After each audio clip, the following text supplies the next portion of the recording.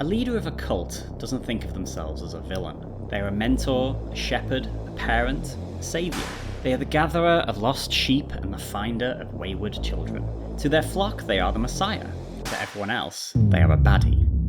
To Din Djarin, the Armourer is the wise sage that will lead him to the Promised Land. And until Chapter 11 of The Mandalorian, the Heiress, we believed it too.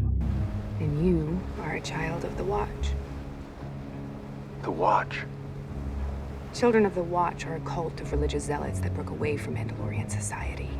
The Armourer is a leader of displaced people united by a religion that embraces violence and a lack of identity. And we think she might just be the covert villain of the show.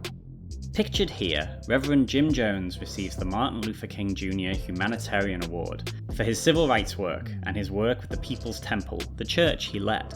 He offered people an integrated, inclusive church, and then, fearing the Cold War, he took them to South America to protect them from the prospect of nuclear strikes. And here is how the People's Temple ended. 910 people dead, ordered to commit suicide by Jones. Charles Manson took in runaways and homeless, then he brainwashed them, sending them out to kill for him. Jones, Manson, David Koresh, Herf Applewhite. They were all the heroes in their own stories. They all saw themselves as being the protagonist, and the genius who held all the answers for their followers.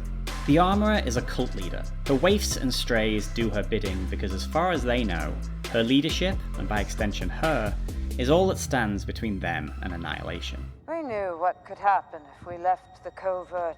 They hide their faces, hide themselves, learn to kill, and obey without question. If she told them it was time for revolutionary suicide, who knows? In the Heiress, we see that to other Mandalorians, the children of the Watch are religious extremists. You do not cover your face. You are not Mandalorian. He's one of them. Think, Ferric. One of what? As fans, we recognise the Watch as an offshoot of Death Watch from the Clone Wars. They are to Mandalore culture what the People's Temple was to Christianity. They are a dangerous offshoot from the original Mandalorian way of life, viewed with disdain and pity by true Mandalorians like Bo-Katan. For Din Djarin, they represent salvation, safety, and family. But at what cost? A loss of identity, giving your income to your leader, being sent out to kill for money, and obeying orders blindly. This is the way.